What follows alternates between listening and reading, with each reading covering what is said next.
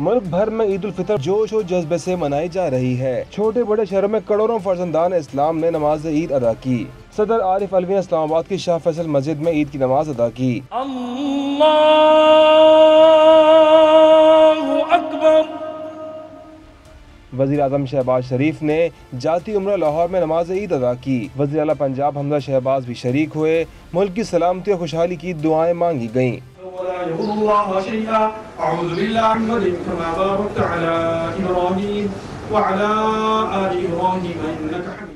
लाहौर में नमाज ईद का मरकजी इज्तिमा बादशाही मस्जिद में हुआ। रुयत हिलाल कमेटी के चेयरमैन मौलाना अब्दुल खबीर ने नमाज की इमामत की। नमाज में खवातीन ने भरपूर अंदाज में शिरकत की।